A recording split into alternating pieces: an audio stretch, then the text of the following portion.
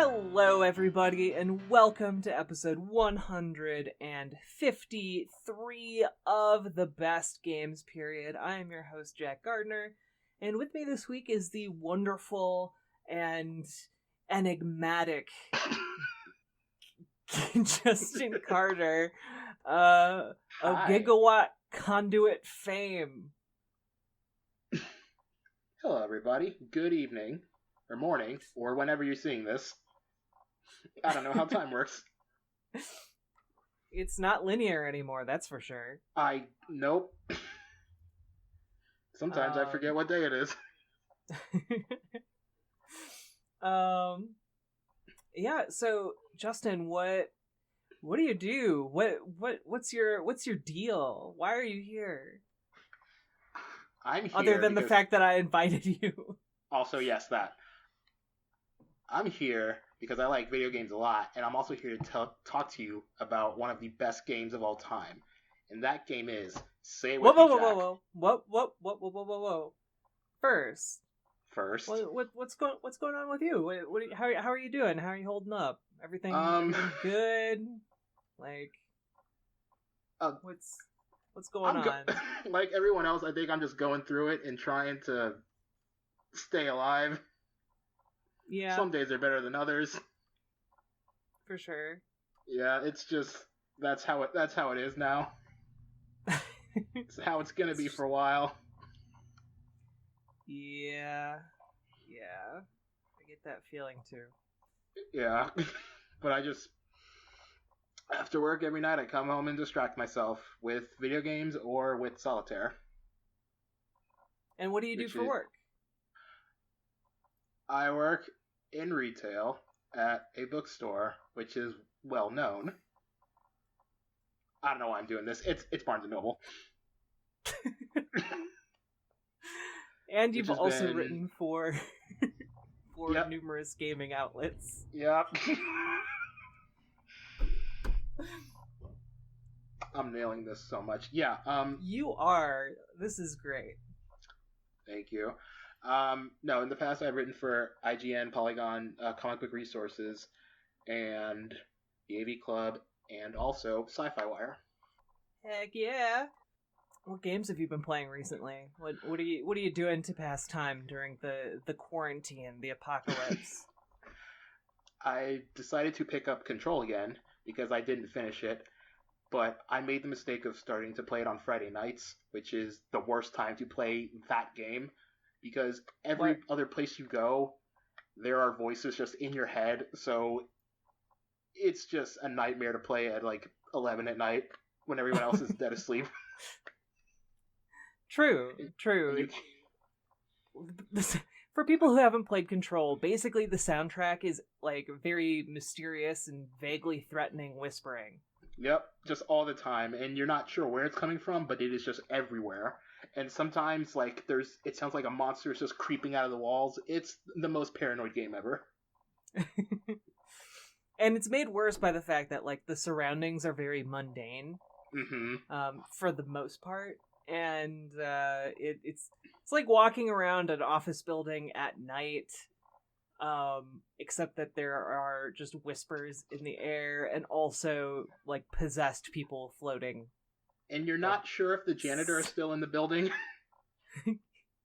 You aren't sure what the janitor is. That's also true. I think I just got to a part with the janitor. I'm just like, how stable is this guy? Am I going to have to kill him? Because I don't want to. He seems nice, but also I'm kind of ready for it. He's an interesting character, that janitor. He's just vibing. He's having a day. Yeah. Yep. Like us all.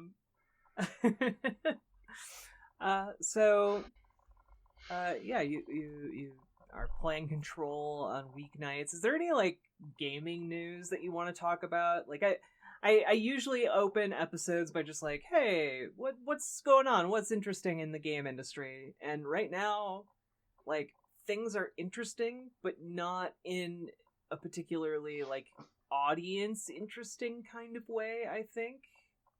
I'm not sure. What do you think?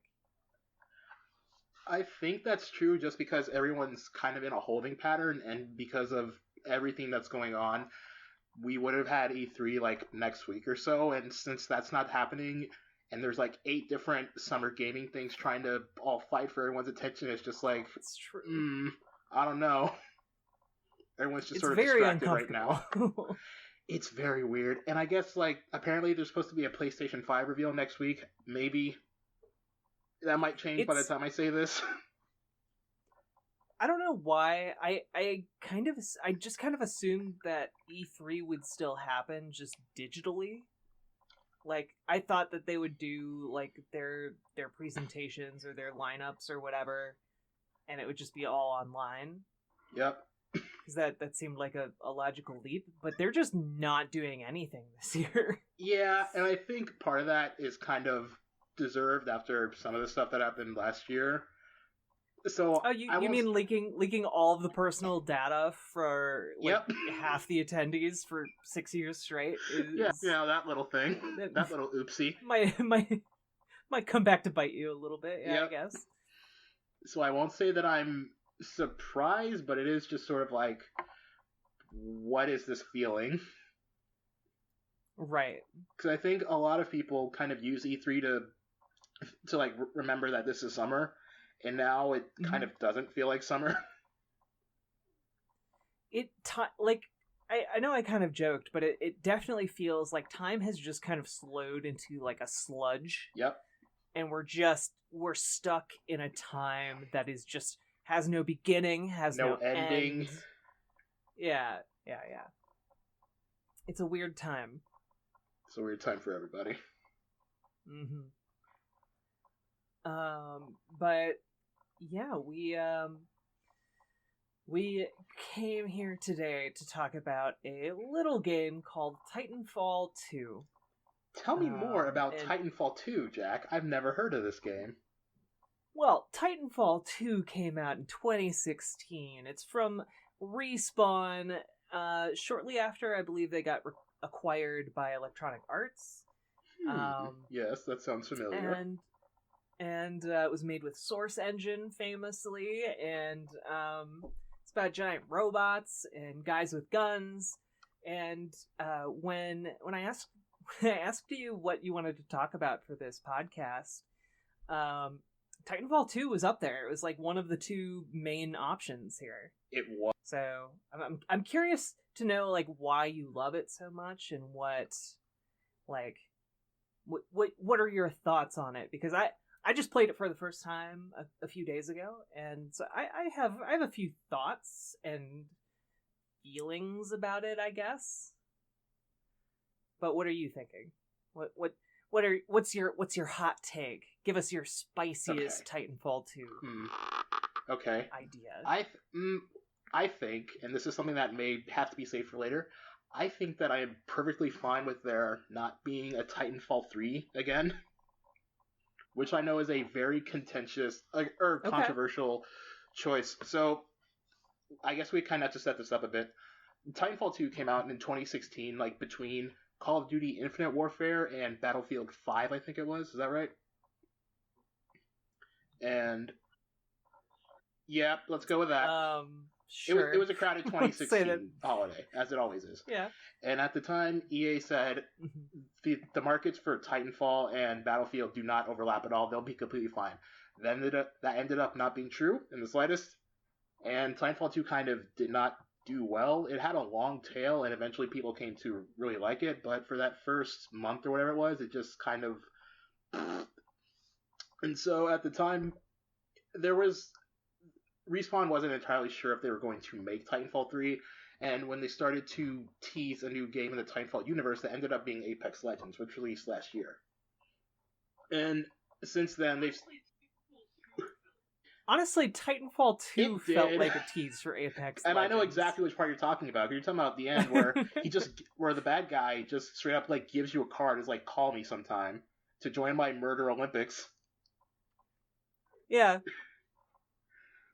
Basically. And when I played through that level again after replaying it recently, I was just like, oh, that's what those were. That's neat. And so I wonder if that character is ever going to show up in that section of the universe again, even though it takes place decades after Titanfall 2. Yeah, I don't know. I feel like maybe it's buried deep in Titanfall lore. Yes, I whatever say, that means at this point. yeah, like I say it very hesitantly because the first Titanfall had one of the weirdest campaigns of any game ever. It was spread out in between basically multiplayer matches, Yes. and it also had an element of like whether you won or lost, like the story continued. It just changed a little bit, which I think is an idea that could be interesting. It just but wasn't in that game. yeah, and I think the matches weren't terribly long either. They're like maybe 5 to 10 minutes tops. Yeah, And basically. and you only had like a little viewfinder in your robot that would tell you what was going on. And you didn't feel like you were a part of anything. I think for a lot of people, they just did not pay attention to it. Because I know when I played Titanfall 1, I definitely did not. I okay, so kind of like backing up and zooming out a little bit. Mm-hmm. I kind of lump Titanfall 2 and Destiny together, or not Titanfall 2, but like Titanfall as a franchise with Destiny as a franchise. Because both games are things where I was like, wow, these look really cool. There's tons of world building in like the environments and like so many possibilities. Like I in Titanfall, like there are all kinds of like interesting aliens kind of roaming about, and but you never get to interact with them in any of the matches really. And it both I feel like squandered their premises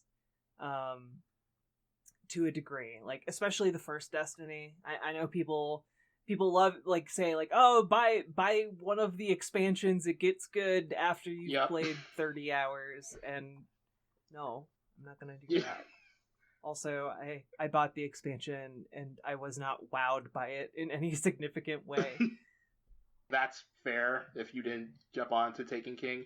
And I think Titanfall 2 kind of functions sort of like a Taken King for Titanfall, and that is sort of a soft reboot to some extent, because they actually have a single player campaign this time around, and I don't say like it clears things up, but it helps brings the, I guess, like giant intergalactic weird ass space opera conflict into focus. It at least gives you like an actual character and at least one relationship that you care about, even if it's a very weird relationship that I wish the game spread out to other characters. Like, it is kind of weird, right, that the main character of Titanfall 2 has like no pre-existing relationship with anyone in the universe, it seems like, except for one guy who dies right at the start. Yeah, it's weird. And it's even weirder because as you start to like throughout the campaign, your character Jack Cooper like starts to build up his reputation because he's not a pilot, he's just an infantryman. He's one of those guys that you would see like in Titanfall 1 that you would call down like a just regular NPC who would help you. And this assault goes bad, and basically he's the only survivor of the big shootout, and he becomes a pilot just sort of by virtue of being there. And as he starts to build himself up, people start to hear about him more, and it's weird that there's not like a guy, like, you know how in Gears of War you've got Dom and he's just like your guy who's there to sort of react to what you do. It's weird that Jack does not have someone who is that for him. Or like any like he's like a normal dude at the beginning. Like, sure, he's in special pilot training, which for people who haven't played Titanfall, A, we're going to be spoiling Titanfall 2, and B, pilots are basically people who pilot the large mechs, like the humanoid mechs that are kind of the signature of Titanfall. But yeah, it's just weird that he, as like a grunt soldier, doesn't have like a former unit that he was attached to that comes into play, like, you know, to support him. It's just like by the end of his super secret mission that takes up a good 2/3 of the game, people are just like, "Oh, you're that guy," which Yep. and like, "I'm willing to die for you." It's like, wait, what? Okay, I guess. Hold on a second. I don't even know your name. Yeah, exactly. One scene in particular towards the end of Titanfall 2 was just like some random ass pilot like saving your life and is just like talking to you like he's known you your entire life. And you're like, I literally have no idea who you are. What's your name? Yeah, Who are you? What is our relationship to each other? Yeah. And, and like even his superior officers that you meet later on need to be convinced by your AI robot to let you continue doing things, even though you just pulled off like a super like spy mission that involved time travel and jumping through a time explosion. You punched a hole in reality, and you still need validation from your boss. Yeah, exactly. Can you give an overview of what the Titanfall universe is like in a nutshell? Like, there are basically two factions fighting, right? Yes, like what's the general and I'm gonna have to look up their names. Shh, no, we know all of it right off the bat. Yeah, right. We know everything. We're super definitely. Well, yeah, right. We definitely know about how the IMC and the Corporation are going to war over resources in the outer fringes of space, and how eventually both factions decided to resort to giant-ass mechs with various superpowers in order to determine combat in the outer reaches of the galaxy. My favorite is apparently in Titanfall 2 they introduce mechs that are basically samurai? ? Yep. Yes. It's great. They're even called Ronin. Like, come on. They are. Which, I don't know... Titanfall is a very weird franchise because there's various parts. Like, if you play Apex Legends, there are space dragons. There's a girl who can, like, see all realities at the same time. This is a very weird universe, which barely gets fleshed out, and I kind of love that they don't really explain things directly. Yeah, like, it's clearly not our universe, though it never takes pains to really describe that, and that's only something you really come to the conclusion about. Like, when you at least while I was playing through Titanfall 2, when you discover just, like, apropos of nothing, that, yeah, here's a wristwatch that can shift you between right now and also, like, 10 years ago or something. Yeah. And they don't really explain it. It's just a thing that you can do for like an hour or two. Exactly. And then it doesn't get used again. It's just in that one area, yes. Which is kind of neat. Yeah, I like that. That's kind of what Titanfall 2 really excels at. It doesn't overstay its welcome. Ever. No. I do wish there was more, like, large-scale combat, though. I do, because the moments that we get they're really, like, few and far between. And I get part of the reason why, because dealing with, like, several giant robots at once can be kind of frustrating, but I also wish that I felt more powerful or in sync with my giant robot than just beyond the scripted moments where he throws you like a football across the other side of the planet. Yeah. So, probably the main selling point of Titanfall is just the freedom of movement that it gives you as a player. Yes. Like, I know for me, that's why I want more Titanfall, because it just feels so good to play. Like, you essentially have a jetpack and can wall run and just, like, be all over the place and go really fast, and, like, the only thing missing is maybe a grappling hook. Which you have in multiplayer, but not in single player for some reason. yeah, it's very bizarre. It's very bizarre, but in single player, a grappling hook would be so much fun. It would. It would be, and it's not to discount the other abilities like the hologram or whatever it is, but also grappling hooks make everything better, and they just kind of fit with the freedom of movement that the game offers you. Right. Exactly. Yeah, I'm trying to kind of like break this down because when Titanfall 2 came out, it was extremely well received, like critically. Yes. It might not have sold well, but critics adored Titanfall 2. It was actually a pleasant surprise, if I remember correctly.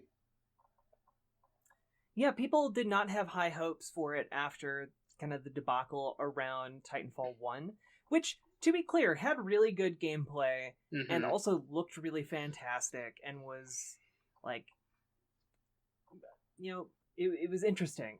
At the very least, it was an interesting failure. Yeah. So Titanfall 2 came out and it basically delivered what people had wanted from a Titanfall 1. And what they did not know that they wanted, I think I would say. Yeah, exactly. And it had what I would call a competent story. Like, it's not groundbreaking by any means, but, like, at the very least you care about the relationship between Jack and his mechanical companion. Though there are some gripes, like there are fake out deaths for this robot, and it's just kind of like the only reason the only reason they're fake outs is because we as an audience don't know how the technology works. Are you talking about specifically the end when you're chained up? Right, exactly. Okay, yeah, that one's fair. But I would say that it also leads to one of the best moments in that game. Yes. Which is where you pop BT's head open and he's got a pistol, and it's the pistol from the original Titanfall, which people had issues with because it was such a death dealer, and you just go around just headshotting everybody. It's this smart bullet gun, which is one of the coolest guns ever. It really is. Like, that moment was really perfect because it's basically the obstacle course you ran at the beginning, except you have like a crazy overpowered pistol, and like people are like, guards are coming out because like there are alarms, but they're not going to your position at first. Like they're just kind of going about their business, and you're just murking them, and then they start trying to set up barricades, and you have to like jump over and around them and like get shots from behind, and it's very it is kind of the culmination of what makes the game so great. I think that particular level is for people who want to see how fast they can go and who just eat speed runs up like it is no one else's business. I mean, it's the Sonic game that Shadow the Hedgehog should have been, right? Of course. Yeah. I don't know why I brought that up. My brain is weird today. I'm sorry. Me neither. But it's not wrong. I mean, Shadow the Hedgehog has a gun and he goes fast. He's also angry. It tracks, right? Yeah, sure. I'm pretty sure there's a robot in Shadow the Hedgehog. Probably. No, absolutely. There are robots up the wazoo in all the Sonic games. There's so many characters in Sonic games. It's honestly hard to keep track of, and I'm not even a part of that franchise. I mean, honestly, Shadow the Hedgehog should have made better use of that gun. Whittle down that cast. True. But yeah, so can you kind of give an overview of what Titanfall 2 is about?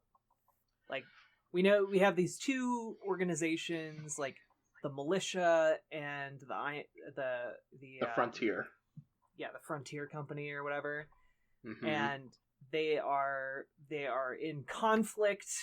I think Titanfall 1 basically sets it up that like the corporation is just like pumping out all kinds of robots because they don't have people, and the militia has the people but doesn't necessarily have the robots, and that's why they initially created the Titans, I think.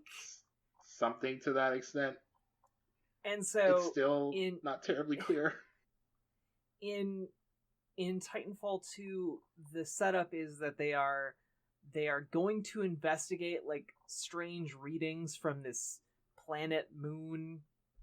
Yeah, from this one planet's moon, I guess. And they discover it's blown up. And so they're trying to figure out why. And then can you kind of like describe what happens in the game? Yeah, and then when you show up with your platoon, they all basically get murdered, including the Titan captain. His name is Ty, I think it is.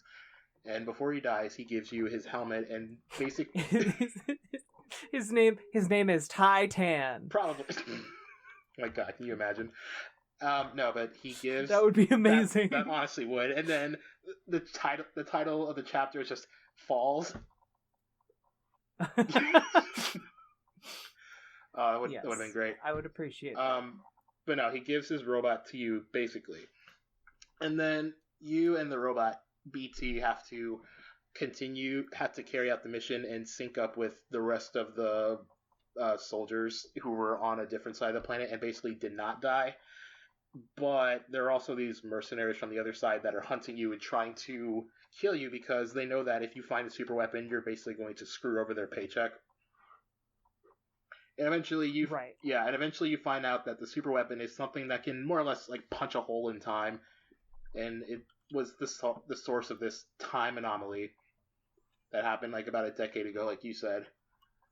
And then you try to do an all-out assault, and you just go through all the mercenaries, and then you have to destroy the super weapon in orbit, but only because BT sacrifices himself to save you, and he uses his nuclear core, which all Titans have, as a last-ditch effort to like not lose or get hijacked. And that's the game. Yeah. Like, it's your typical, like, oh no, the bad guys have a nuke situation, except the nuke could blow up a planet, and... Maybe also the universe? Maybe. Like, One of my gripes with Titanfall 2 is mostly that we don't really know... We as an audience and as, like, the players... Like, obviously, we... Like, in our heads, we know that blowing up a planet is really bad.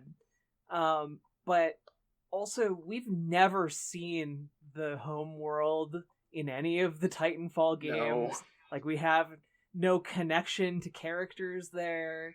Like, you know, even if there's, like, one scene, like, at the beginning where it's, like, Jack calling his sister on, like, the homeworld of Harmony and being like, yo, and, like, just talking and, like, having a good time, then at least, like, there's that connection of, like, oh no, we care about Jack, and because we care about Jack, like, we care about this relationship, and, like, we understand what the stakes are for him. Like, it makes it more real if we have a face to put to it, but it's just a planet. Yeah.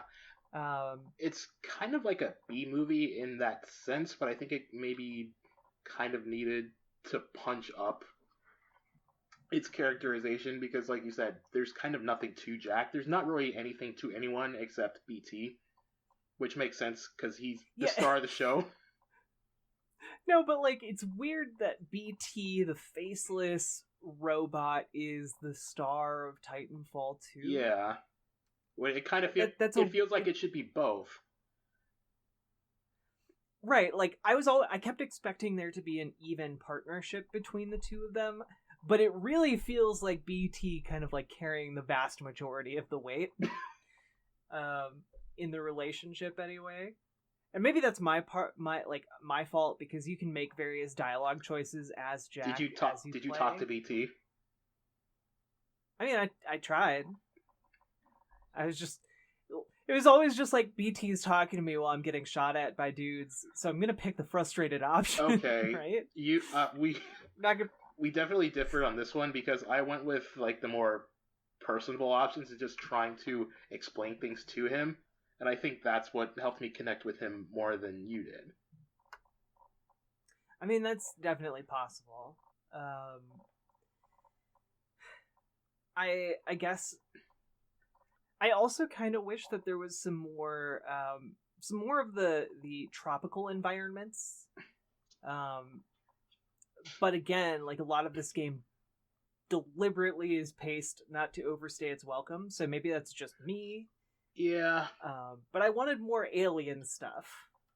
No, that's fair, because I think that's kind of Titanfall was in a very interesting place when it first came out, where it kind of helped lead shooters into embracing mechanics like wall running and sprinting and grappling hooks and all this extra high tech stuff. But then by the time it came to its own franchise, it kind of had to do its own thing, and it sort of did not until Apex Legends. So you've got the characters in these jungle environments, but they're not really in there for long, and it sort of feels like there could be more done, especially because it's in an environment where these things don't react like normal humans or robots do, and that's kind of interesting in and of itself, I would argue. Mm-hmm. I think though that Titanfall 2 is probably like one of the best points to be like, I'm not wording very well today. Titanfall 2 is like a perfect way of selling the Source engine as like a flexible and powerful game making tool and alternative to things like Unreal Engine, because Titanfall 2 looks really good. It does. And it runs really good. For an engine which is pretty old. Well, so yeah, like I believe, and this might be a little bit off, but I believe Respawn uses like a highly modified version of Source Engine, which I don't know. It's like it's clearly still effective. And I'm trying to remember, like off the top of my head, if Source 2.0 launched, or if this is. Do you know? Not off the top of my head. I do feel like I remember hearing that it was a very modified Source engine, so it could be 2.0. Mm-hmm. But it definitely, they did a lot with a little, and it very much shows because that is a very good looking game and a very expansive game for what it is, especially for one that has like one new thing per level. Right. Okay. Also, for the record, it is not Source 2 in Titanfall 2. However, there is a Source 2, and it is currently being used in Dota 2, Artifact, Half-Life Alyx, like basically all of Valve's proprietary projects. Right. But it's really impressive what they did with an old engine for Titanfall 2. Because, like, when I say the game runs really well, I mean, like, my computer doesn't break, like, a sweat. And the game looks incredible and has a lot of complex interactions going on screen. But yeah, I didn't have any issues with it on PS4, which is very good, which is surprising since it seems like every other EA game I buy kind of bugs out on me. It does really feel like Respawn has kind of retreated into like its own bubble, and I think having developed Apex Legends has kind of like given it some degree of protection from like EA meddling in like a grace period over like, you know, having to like really push out things before they're ready. Yeah. Wait. This is surprising, but I don't think that any Respawn game, all 4 of them as of now, have actually used Frostbite. Yeah, I mean, that's the other thing, and I think there's a good reason for that, and that's because Frostbite has given studios just incredible amounts of problems.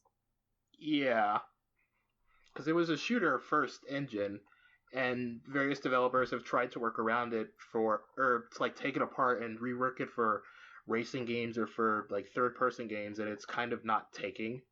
Yeah. Which, and that's probably it's kind of an interesting trajectory, right? Like Respawn went independent and they created Titanfall, and even though that was like a bomb, the technology there that they had there with this modified engine was just so powerful and had so much potential that they were able to make a really good sequel that can kind of keep up with... What is that? Nothing. It can keep up with... Nothing, it's fine.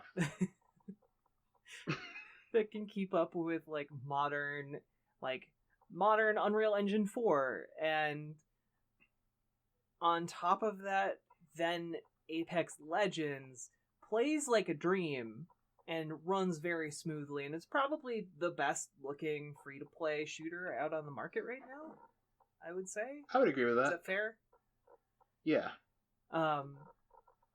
Yeah, it's super fun. Check out Apex Legends. It's good. I'm not good at it, but it's a good game. I had to stop playing after like season 3 because I felt like I was just getting slammed by everybody.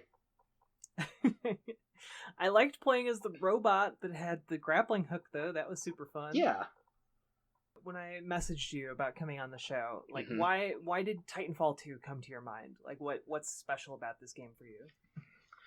I think what is special about Titanfall 2 is that it has maybe one of the best first-person shooter campaigns in years. I would argue since like 2010 with Halo Reach. Jeez. Okay.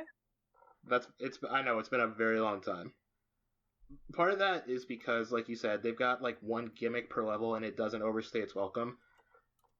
Mm-hmm. And then I think another thing is that there's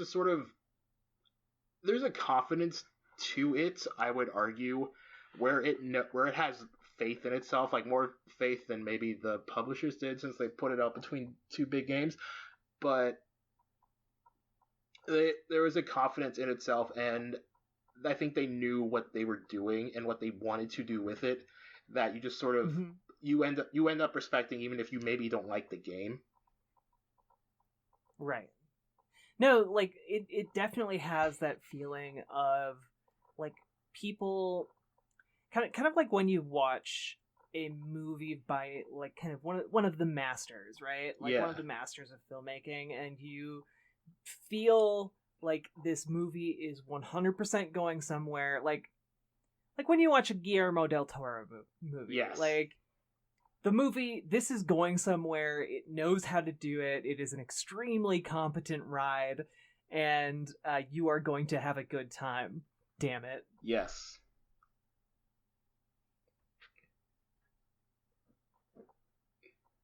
Yes. Yes. I'm sorry, I don't know why I got talent there. No, I mean, like, people say that Doom 2016 is kind of like a rock concert, and I would say that this is sort of like an opera, sort of, because you have, like, different moods and tones, you have different scenarios, and it also sort of, like, rises in crescendos at various points, and takes you on, like, different set pieces.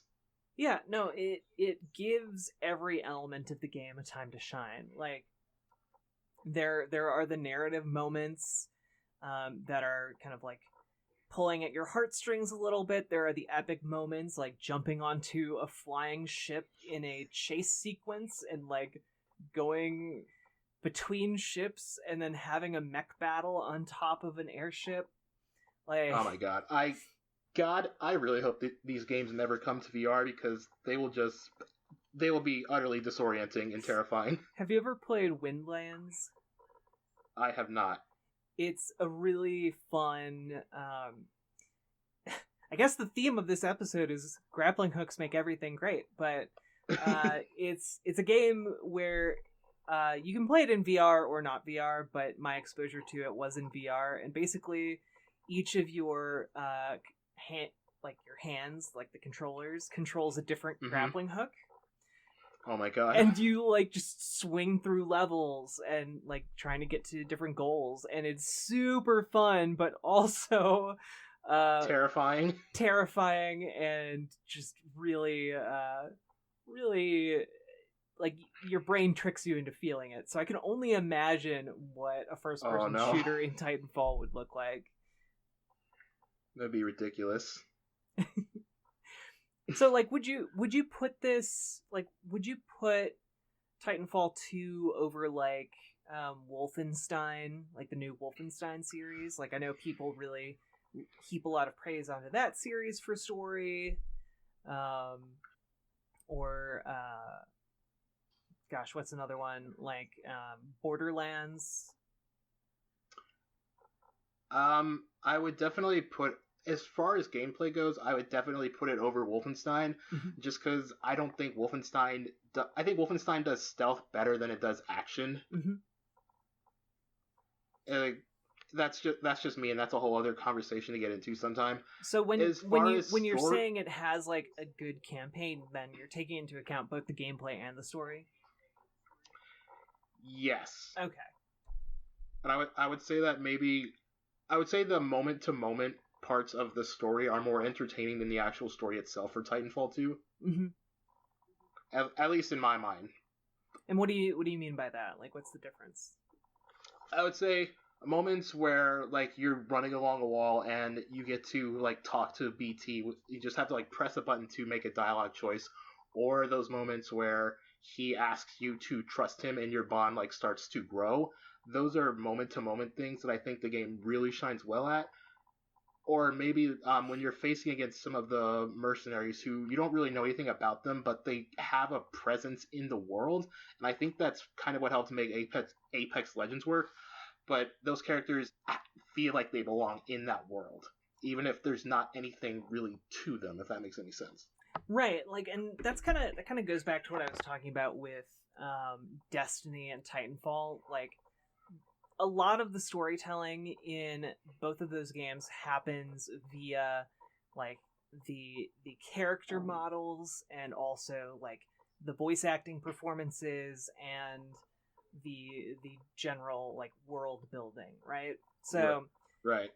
like one of the mercenaries you wind up facing down is a human woman who has just had all of her limbs blown off. Like, yes, and I remember her. Basically just a head on a mechanical body, and like there is a mask, like a static mask over her face. Yep. And looks creepy. It's real creepy. It's like General Grievous, but if like he was actually horrifying instead of weirdly charming. Yep. And you encounter her in a level where you go through a factory where like shooting range, like training grounds are being constructed en masse, and then being put up in you get put up into a training area where she just starts throwing robots at you and like a small squad of survivors, because her mission is to kill you, but she's basically playing with you. And it's chilling and fun. It's a shootout in space IKEA, basically. Yeah, it's great. It's super fun, and like there's so much imagination going on there, right? Like, you learn that she's like a sadist and kind of crazy, and then you finally see her and you're like, I can kind of understand why this person would be this way. Yeah. Yeah,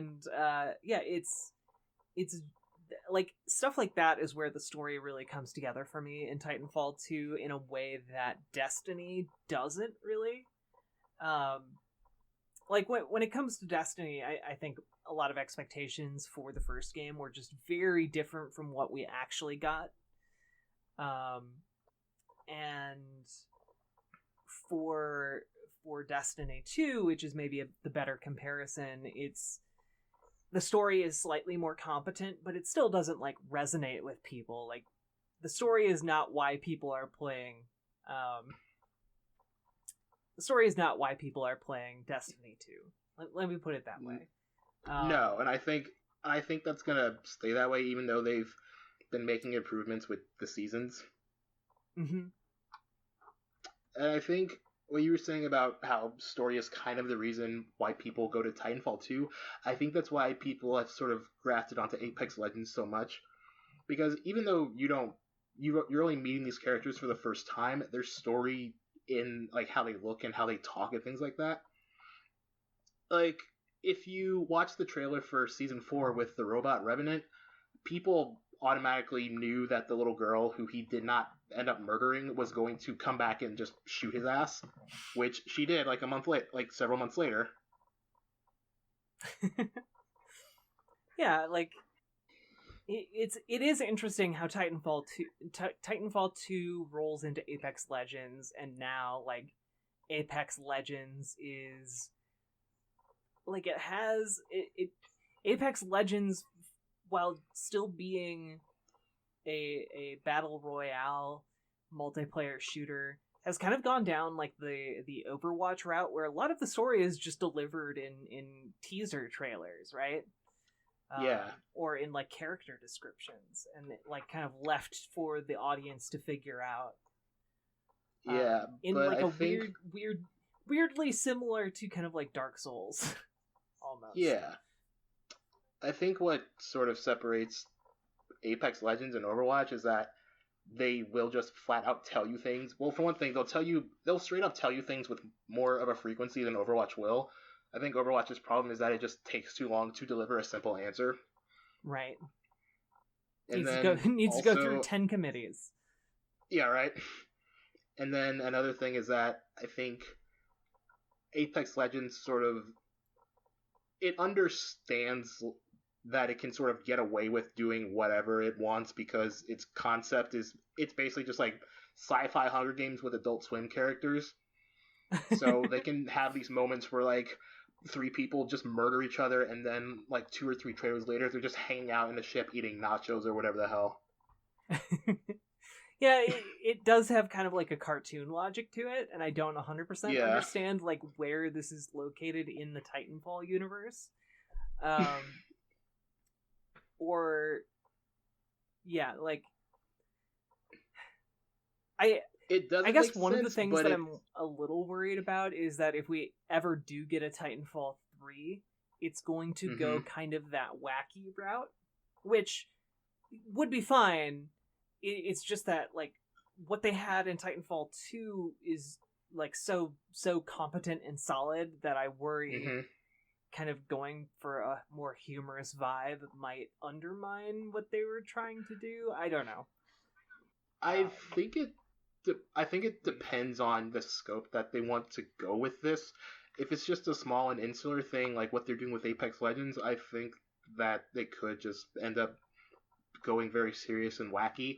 But if it feeds into the larger conflict of these 2 corporations and this giant space war, I think that they'll stick with what they were very good at, which the boy and his robot thing is something that they're also very good at in Star Wars 2.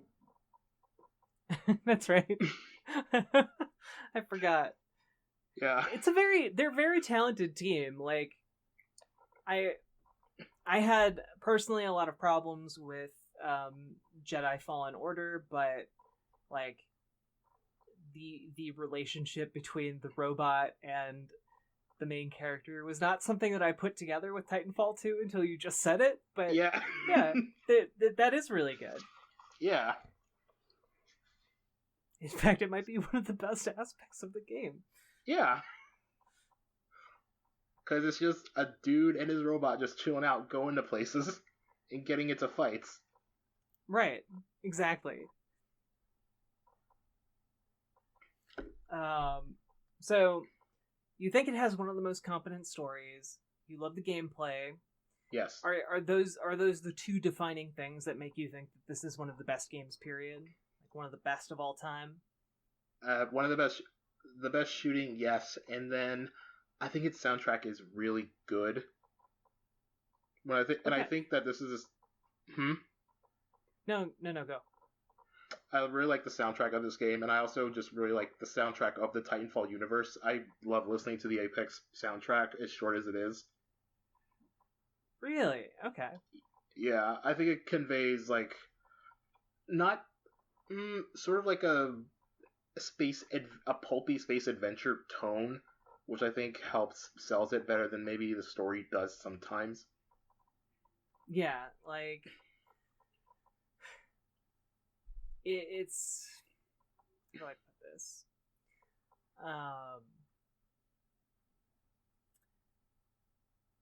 I personally wouldn't listen to the soundtracks by themselves, but I do think you're right in that at any given moment where the soundtrack comes in hard, it absolutely nails it. Like what the emotion of the scene should be, like what the player should be feeling, or like augmenting like what is already just an awesome thing to do, like that sprint to the finish after you get the smart gun at the end that we mentioned before. Like there's just a lot that kind of gets you like raring to go and like pumped up. I guess in a way you were excited. Yes, you are excited, and like the game is really good at keeping up that energy, and I think that's largely because the game was composed by Stephen Barton, or Stephen Barton. I don't know how to say his name. Sorry, Stephen. But he's been like the longtime composer at like before Infinity Ward, and now at Respawn. So like he's done stuff like from Call of Duty for Modern Warfare, which was like held up in the aughts as like the best shooter of all time, and it still holds up relatively okay-ish, maybe. So it's like no surprise that of course he would nail this. Like he's been doing this on like great shooters for a long time now. And I think in the same way that you know what a Battlefield song kind of sounds like with the theme, and you know what a Halo song sounds like with the chanting, you start to know what a Titanfall song sounds like, or a Titanfall adjacent song. It's got to have a lot of horns in it. Yes. And just those synths building up to something big. Did you buy Titanfall 2 when it first came out? Not when it first came out, but probably like a few months afterwards. So I've had it in my inventory for a very long time, and I finally finished it for this dang podcast. So at the very least, thank you for that. Sweet. That's all I wanted. You do actually think this is one of the best games of all time, right? Oh yeah, totally. Okay. This wasn't just a ploy to get me to play Titanfall 2. No, of course not. That's the next game. No, I think it's, like I said, I think it's got one of the best shooter campaigns. I think it has some tight gameplay.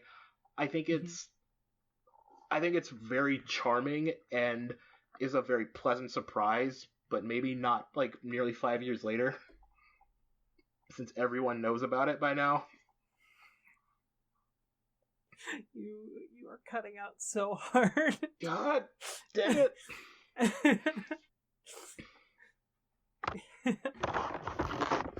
Can you hear me better now? The sound, for whatever reason, like compressed seconds of your audio into like short bursts, where you got much more higher pitched, and it was great. I had a good laugh. Thank you. Dang, that sucks. I don't know what's going on. Are you okay? Yeah, I'm fine. Can you hear me better now? No, you can't. Can you? I can. Okay. I can. So, Justin, where can people find you online? Where can people find your work? Where can people message you specifically and not me about whether or not they think Titanfall 2 is one of the best games, period? I happen to agree with you. So as far as the podcast is concerned, but bam, best game, period. But where can people find you and your work? You can ignore that. You can find me on Twitter at Gigawatt Conduit, because that's all I do now. Maybe also type it in the chat so that the chat could know, because I heard a good 20% of what you said. Oh no. This is going so well. This is why I don't trust Discord, by the way. Yeah, this makes a lot of sense now. I see why you wanted to do Skype. Oh, in our chat. Okay. Yep, There we go. That's my fault. You just wrote Gigawatt Conduit. That's my name.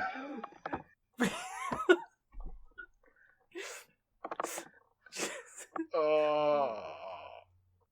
Okay, you can find Justin on Twitter under the username Gigawatt Conduit. Are there any other places you would like to direct people to? Literally nowhere else. I'm not that interesting outside of Twitter. Okay. I promise. Thank you for coming on the show tonight. I'm sorry. It's okay. And if you want to support the podcast, you can follow us over on Twitter at bestgamesperiod. And if you really like the show, you can head over to patreon.com/bestgamesperiod and throw us $1 or more per month. I'm still working on getting those Patreon rewards out. Like, this pandemic has ruined everything. But eventually, there should be a Super Mario Bros. 3 video. I'm just kind of struggling to get a copy of Super Mario Bros. 3 that I can record video for. Anyway, that's neither here nor there. Check us out at patreon.com/bestgamesperiod for super special episodes by yours truly and occasional guests. And, yeah, that's it. You can also follow me on Twitter at riverboatjack. And that's all I have to plug. So thank you everybody for tuning in. Again, thank you Justin for coming on the show and like spicing up sorry, this... my audio's garbage. Spicing up this this podcast with a Da Vinci Code of garbled clues. I'm sorry. And we will see you soon. We're actually planning on having a show, recording another show tomorrow night. So it'll probably be out by the time you read this. That will probably have passed. And by read, I mean listen. Everything is terrible right now. Be safe, stay lovely, and be we'll safe see you on the flippity dippity. Bye.